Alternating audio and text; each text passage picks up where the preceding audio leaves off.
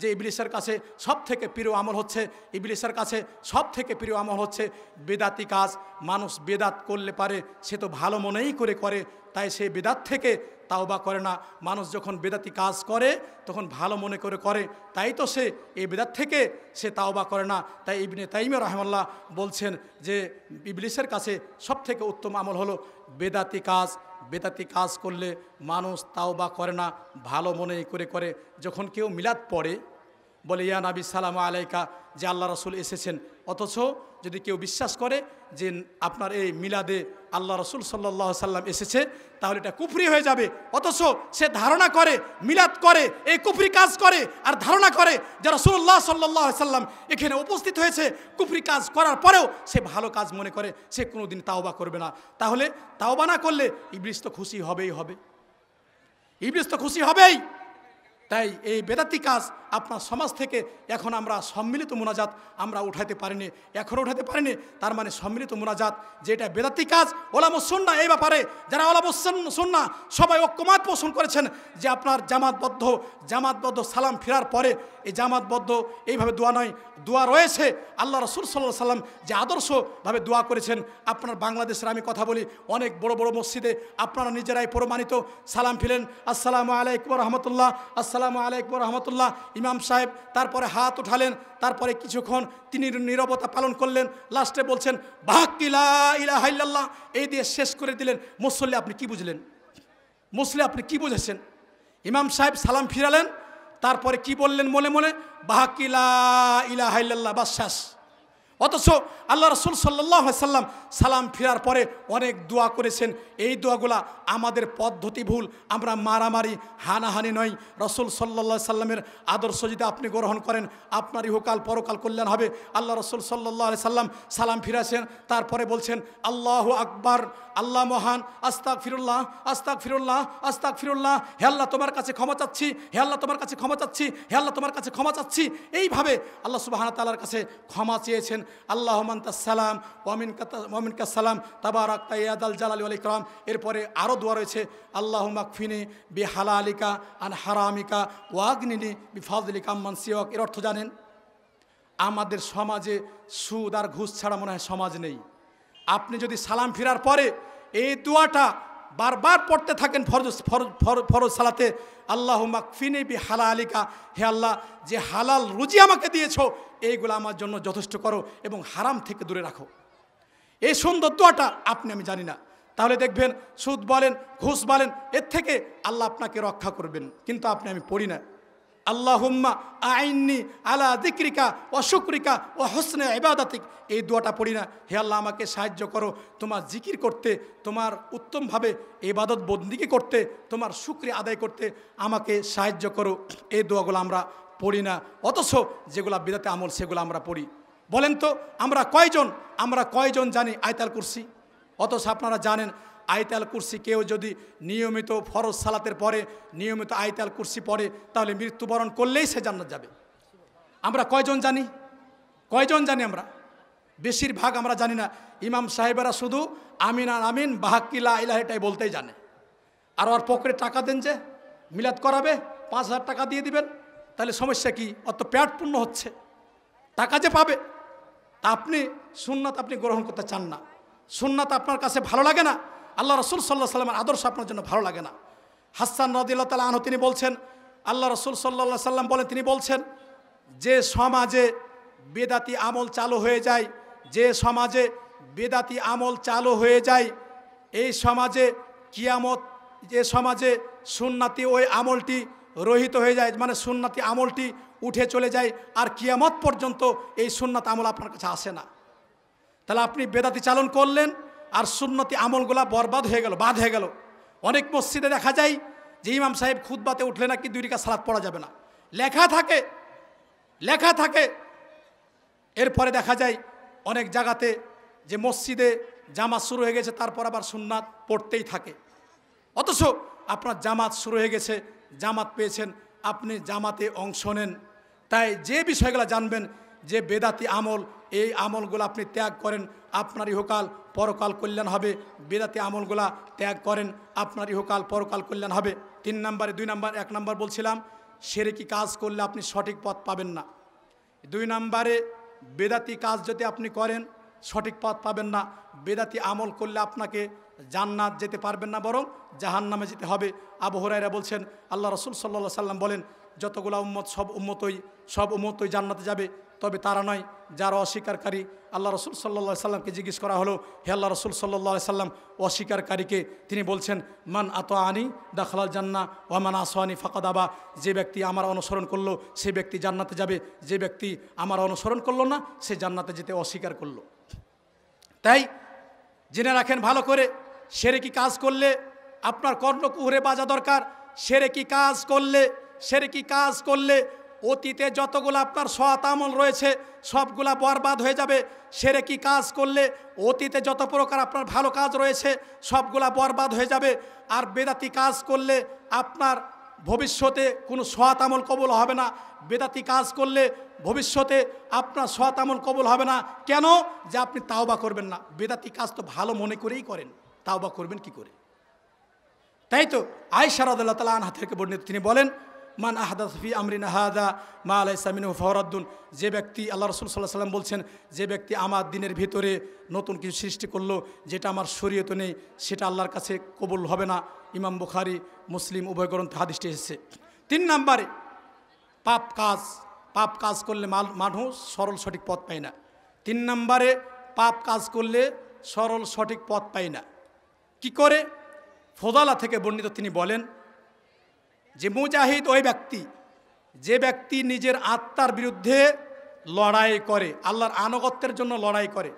মসজিদে আজান দিচ্ছে আর আপনি ঘাড় কাত করে আর একদিকে যাচ্ছেন, তাহলে কি করলেন? আপনি পাপ করলেন। মসজিদে আজান দিচ্ছে, সালাতের দিকে মুয়াজ্জিনের ডাকে সাড়া না দিয়ে আর একদিকে যাচ্ছেন, আপনি পাপ কাজ করছেন, ইবলিসের অনুসরণ করছেন। আপনার ঈমান নাই, আল্লাহর ভালোবাসা নেই। তাই আপনাকে ওই মুহূর্তে বলতে হবে যে আমার সালাতের সময় হয়েছে, সালাতের দিকে আমাকে যেতে হবে। তাহলেই আপনার আত্মার বিরুদ্ধে লড়াই করলেন, আপনি পাপ কাজ থেকে দূরে থাকলেন। এ মর্মে আয়েশা রাদিয়াল্লাহু তাআলা আনহা থেকে বর্ণিত, তিনি বলেন, রাসূলুল্লাহ সাল্লাল্লাহু আলাইহি সাল্লাম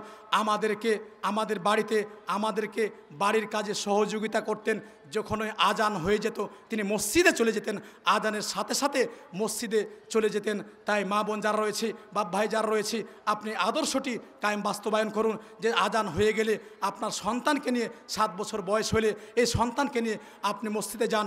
আর মা তার এই 7 বছর মেয়েকে নিয়ে বাড়িতে সালাত পড়বে। আজান হইলে মা তোমার এটা উচিত হবে, তোমার সন্তানকে বলো আজান হয়েছে বাবা এখন মসজিদে যাও, মা আজান হয়েছে সালাত পড়ো।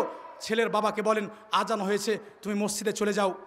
এরপরে মুহাজির সম্পর্কে বলছেন, যে ব্যক্তি অন্যায় পাপ কাজ ত্যাগ করলো সে ব্যক্তি মুহাজির। তাহলে যে মুহাজির মক্কা থেকে মদিনায় হিজরত করলে সে সময়তে মুহাজির তাকে বলা হতো। এখন কিন্তু মক্কা থেকে মদিনায় হিজরত নেই, কিন্তু আপনার হিজরতের যে ইসলাম সারে এখনও হিজরত রয়েছে। কি যে আপনার যদি কোনো সমস্যা হয় তাহলে কুফরি দেশ থেকে ঈমানের দেশ যেতে পারবেন, শিরকি দেশ থেকে তাওহীদের দেশ যেতে পারবেন। আর সব থেকে হিজরত হলো যে আপনি পাপ থেকে যদি নিজেকে রক্ষা করেন তাহলে হিজরতের আপনি নেকি পেয়ে যাবেন। তাহলে আপনি পাপ থেকে নিজেকে রক্ষা করেন, তাহলেই আপনার ইহকাল পরকাল কল্যাণ হবে। পাপ আপনি ত্যাগ করেন, তাহলেই আপনার ইহকাল পরকাল কল্যাণ হবে। একটি হাদিস না বললে নয়, পাপ থেকে আপনি কি করে দূরে থাকবেন? মুআয ইবনে জাবালকে এই হাদিসটি শোনেন। যারা যে দিকে তাকাচ্ছেন আপনারা শুধু যারা চোখ মুখ চিনা মানুষ তাদেরই কথা শুনেন। আপনাকে ভালো কথা বলছি, আপনাকে দিন শিখার জন্য এসেছেন, যাতে কেউ শিখে যান। মুআয ইবনে জাবালের নসিহত আল্লাহ রাসূল সাল্লাল্লাহু আলাইহি সাল্লাম করছেন, হে মুআয ইবনে জাবাল, তোমাকে 10টি নসিহত করছি, এই হাদিসটি মনে রাখেন, আপনার জীবনে কাজে লাগবে। এই হাদিসটি যদি আপনার এই মাহফিল থেকে শিখে যান তাহলে হতে পারে আপনার জীবন চেঞ্জ হয়ে যেতে পারে। যদি আপনি হাদিসটি আপনি মুখস্থ করেন, কথাগুলো মুখস্থ করে যান, আপনার জীবন চেঞ্জ হয়ে যেতে পারে। মুআয ইবনে জাবালকে আল্লাহ রাসূল সাল্লাল্লাহু আলাইহি সাল্লাম বলছেন 10টি উপদেশ দিচ্ছি, এই উপদেশগুলো তোমার জীবনে কাজে লাগাবে। 1 নম্বরে তিনি বললেন, শিরকি কাজ করিও না।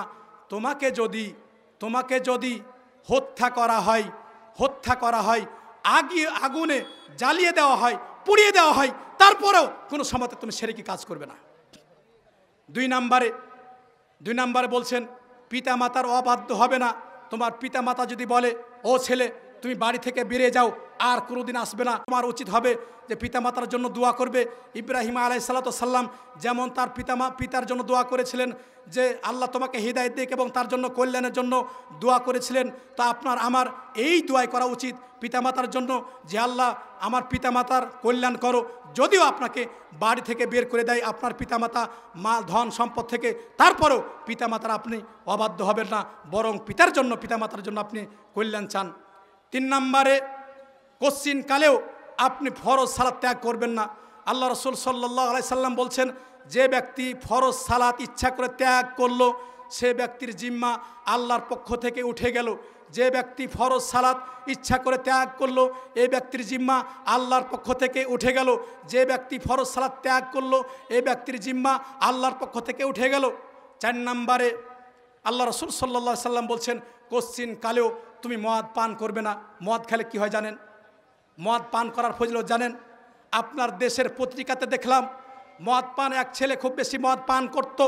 বাপের এক ছেলেই, যারা এক ছেলে নিয়ে পুষছেন তাদেরকে বলি, বাপের এক ছেলে সে মদ পান করার কারণে পিতামাতার কাছে টাকা নেই, সেদিনও টাকা নিয়ে চেয়েছিল, পিতামাতা টাকা দেয়নি, তাই পিতামাতাকে হত্যা করেছে।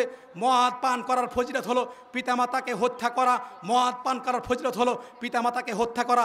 যারা এই মদ পান করেন, গাঁজা খান, মদ পান করেন, তারা আল্লাহকে ভয় করেন। মদ সব পাপের মূল, মদ সব পাপের মূল। মদ পান করলে আপনার মাথা ঠিক থাকে না, আপনার বোনের সাথে আপনি জেনা করতে পারেন, আপনার মায়ের সাথে আপনি জেনা করতে পারেন। তাই যারা সর্বদা আমরা মদ সেবন করি তারা আল্লাহকে ভয় করেন, এই মদ থেকে আপনি দূরে থাকেন। 5 নম্বরে, আল্লাহ রসুল সাল্লাল্লাহু আলাইহি সাল্লাম ওসিয়ত করলেন, ইয়্যাকা ওয়াল মাসিয়া, ভয় কর আল্লাহকে, তুমি কোশ্চিন কালেও পাপ কাজ করবে না, তুমি কোশ্চিন কালেও পাপ কাজ করবে না। পাপ থেকে নিজেকে রক্ষা করো, পাপ থেকে নিজেকে রক্ষা করো। কেননা পাপ করলে আল্লাহ রাগান্বিত হন, পাপ করলে আল্লাহ রাগান্বিত হন, পাপ করলে আল্লাহ রাগান্বিত হন। করোনা ভাইরাসের কথা আপনারা শুনেছেন। চীন দেশের যে বিষয়টি, চীন দেশ আলা সরকার অনেক মুসলমানকে মেরেছে, তাদেরকে মেরেছে এবং তাদেরকে আপনার জেলখানায় আটকে রেখেছে। আমার এক বন্ধুর কাছে শোনা যে মুসলমানেরা সেই চীন দেশে যদি যারা এমনকি পর্দা করলে আপনার দেশের পর্দা করতে দেয় না, বরং এমনকি সালাত পড়লেও তাদের কষ্ট দেয়। তাই তো ওলামা মুসলিম অনেকেই বলছেন পাপের কারণে তার এই অবস্থা, পাপের কারণে এই অবস্থা। তাই আপনি পাপ করলে এর অর্থ এই না আমি বলছি যে মানুষ, কারণ বেশি পাপ যখন হয়ে যায় আল্লাহর আপনার ধরা থেকে কেউ রক্ষা পায় না। বেশি পাপ যখন হয়ে যায় আল্লাহর ধরা থেকে কেউ রক্ষা পায় না। তাই আপনার বাংলাদেশে দেখেন, এর আগে কথা হয়েছে যে এর আগে গেল ভ্যালেন্টাইন দিবস, আর বয়ফ্রেন্ড গার্লফ্রেন্ড আপনাদের এলাকাতেই আপনারা পূর্বাচল করছেন। আপনার এলাকাতেই গত শুক্রবার আসতে লেগে দেখলাম আপনাদেরই কারোর মেয়ে হবে, 1-2 মেয়ে আছে আর 2 ছেলে আছে। ছেলে এভাবে দৌড়িয়ে আছে, আর একজন ছেলে এভাবে ক্যামেরা সেট করে রেখেছে। ওই যুবতী মহিলা দৌড়িয়ে এসে যেমন বাবার কোলে উঠে, মায়ের কোলে উঠে, এইভাবে ওই ছেলের কোলে ঝাঁপিয়ে পড়েছে। তারপর এইভাবে সে ফটো উঠালে দেখেন, এই ফটো ওঠা যখন এই মেয়েটা যদি কোনো ভালো পরিবার থেকে বিয়ে আসে, তাহলে ওই ছেলে বলবে, দেখো দেখো দেখো, এ তোমার বিয়ে হতে কোনো দিন দেবো না, আমিও করবো না, তাকে হতে দেবো না, আমিও করবো না, তাকে হতে দেবো না। তার মানে আপনার নিজের মেয়েকে আপনি নষ্ট করছেন। আপনার ভ্যালেন্টাইন দিবস এগুলো হলো অমুসলিমদের কৃষ্টি কালচার। মুসলমানেরা কি করে তাদের ঘরে লালন লালিত করতে পারে, এগুলা কোশ্চিন কালেও নয়। যদি আপনার ভয়, আল্লাহর ভয় থাকে, তাহলে এই কুসংস্কার অমুসলিমদের কৃষ্টি কালচার আপনাকে ত্যাগ করতে হবে। মা বোনদেরকে পর্দার সহিত রাখাই আপনার আমার জন্য কল্যাণ হবে। মা বোনেরা যত বেশি পর্দানশীল হবে, মা বোনেরা এই দেশে যত বেশি পর্দানশীল হবে, তার সন্তান সন্ততি আরও বেশি পরেজগার হবে, এই পরিবারে কল্যাণ আসবে। আপনার স্ত্রী যদি আপনার বন্ধুর সাথে কথা বলে, একদিন হতে পারে যে আপনার বন্ধুর সাথে আপনার স্ত্রী পালিয়ে গেছে, আপনার মেয়ে আর একজনের সাথে পালিয়ে গেছে। তাই আপনার সন্তানগুলোকে ঠিক করেন, আপনার সন্তান সন্ততি আপনি ঠিক করেন, অন্যায় কাজ থেকে নিজেকে রক্ষা করেন, তাহলে আপনার ইহকাল পরকাল কল্যাণ হবে। আল্লাহ রসুল সাল্লাল্লাহু আলাইহি সাল্লাম তাকে ওসিয়ত করলেন যে জিহাদের ময়দান থেকে পালায়ন করবে না, জিহাদের ময়দান থেকে পালায়ন করবে না। জিহাদ যদি এখন লেগে যায় কাফেরদের সাথে, আর মুসলমান আর কোনো কাফের সাথে যদি সরকার আপনাকে জিহাদের জন্য ডাকে, আমরা আহলুল হাদিস আমরা কোনো সময়তে জিহাদের পক্ষ থেকে আমরা বিচলিত নয়, পিছপা নয়। যদি সারি জিহাদ হয় তাহলে আমরা সেই কাতারে রয়েছি। তাই বর্তমানে যে মানুষ অনেকে দেখা যায় মানুষকে কাফের বলে, যদি কেউ বড় পাপ করে তাহলে এই খাওয়ার যে ফিকির রয়েছে তাকে কাফের বলে টাকা পয়সা সব নিয়ে নেই, বলে গনিমতের মাল। এই বেটা এটা কে বলছে জিহাদ? এই জিহাদ আমরা বলছি জিহাদ, সারি জিহাদ, যেটা যে শরীয়তকে আপনার আল্লাহ দিনকে এই দিনে সম্মানিত করা যেটা হয় সেটাই জিহাদ। তাই কিছু যুবক রয়েছে যারা আমরা বড় পাপীদেরকে আমরা কাফের বলি, এটা মূলত খাওয়ারজদের একটা ফিকির। তাই আমরা মানুষকে এমনিতেই আমরা কাফের বলবো না, বরং যে আমরা যদি কোনো সময়তে কাফেরদের সাথে সারি জিহাদ হয় তাহলে আমরা পিছপা হব না, বরং সেখান থেকে আমরা পলায়ন করব না। জি, তারপরে দেখেন মহামারী রোগ সম্পর্কে আল্লাহ রাসূল সাল্লাল্লাহু আলাইহি ওয়াসাল্লাম বললেন 7 নম্বরে, তোমার এলাকাতে যদি মহামারী রোগ হয়, তোমার এলাকাতে যদি মহামারী রোগ হয় তাহলে তুমি এলাকা থেকে পলায়ন করো না, যেখানে মহামারী রোগ হবে সেখানেই তুমি থাকো। অন্য হাদিসে আয়েশা রাদিয়াল্লাহু তাআলা আনহা তিনি বলছেন যে আল্লাহ রাসূল সাল্লাল্লাহু আলাইহি ওয়াসাল্লাম বলছেন, যে এলাকাতে মহামারী রোগ হয়েছে আর এরা ধৈর্য ধারণ করেছে আর সেখানেই মৃত্যুবরণ করেছে, এরা শহীদের মর্যাদা পাবে। মুসলিম ব্যক্তি, মুমিন ব্যক্তি, তারা যেমন জীবত থেকেও কল্যাণ, মৃত্যুর পরও কল্যাণ। যদি মহামারী রোগ আপনার দেশে আসে আর আপনি মৃত্যুবরণ করেন তাহলে জানবেন আমার শহীদ মৃত্যু এটা। এই জন্য ভয়ের কোনো কারণ নেই। 8 নম্বরে আল্লাহ রাসূল সাল্লাল্লাহু আলাইহি ওয়াসাল্লাম বললেন, উপদেশ দিলেন যে তুমি বখিল হয়েও না, তোমার স্ত্রী পরিবারের জন্য খরচ করিও। আপনার পরিবারের জন্য যতটুকু খরচ করার প্রয়োজন আপনি খরচ করবেন, বখিলতা করার আপনার কোনো সুযোগ নেই। আপনার পরিবারের জন্য টাকা পয়সা যা লাগে আপনি খরচ করবেন, তাদের জন্য আপনাদের খাওয়া পরা। আপনি দেখা যায় বাইরে গিয়ে ভালো কিছু খান, পরিবার জন্য নিয়ে আসেন, এটা কিন্তু আপনার ঠিক হয় না। আপনি ভালো কিছু খেলে যদি কোথাও যান তাহলে আপনার ছেলে মেয়ে রয়েছে, তাদের জন্য আপনি কিছু নিয়ে আসেন, আপনার এর মাধ্যমে আপনার কল্যাণ হবে। 9 নম্বরে আপনার বাড়িতে আদবের লাঠি থাকা লাগবে। আদবের লাঠি আছে আপনাদের বাড়িতে? আছে? কারোর বাড়িতে আছে? আদবের লাঠি আছে কারোর বাড়িতে? আপনার স্ত্রী যদি আপনার কথা না শুনে, তো শরীয়তে কিন্তু মারতে বলা হয়েছে। আপনি তাকে আগে কি করবেন? তাকে উপদেশ দিবেন, ইস্তাউসু বিন নিসাই খায়রা, তোমার স্ত্রীদেরকে উত্তম উপদেশ দাও। মা বোন যারা শুনছেন তাদেরকে বলছি, আপনার স্বামীর আনুগত্য করুন, আপনার স্বামীর আনুগত্য করুন, তাহলেই আপনার কল্যাণ হবে। আপনার স্বামীর আনুগত্য করলেই আপনার কল্যাণ হবে। তাই আল্লাহ রাসূল সাল্লাল্লাহু আলাইহি ওয়াসাল্লাম বললেন, তোমার বাড়িতে আদবের লাঠি থাকা লাগবে। আপনার সন্তান সালাত না পড়লে আদবের লাঠি দিয়ে তাকে মেরে মসজিদে নিয়ে যান। 10 নম্বরে আল্লাহর ভয় যাতে আপনার পরিবারের ভয় হয়, আল্লাহর ভয়, এই শিক্ষা দেন। আল্লাহ সুবহানাহু ওয়া তাআলা যেন আমাদের ইহকাল পরকাল কল্যাণ দান করেন।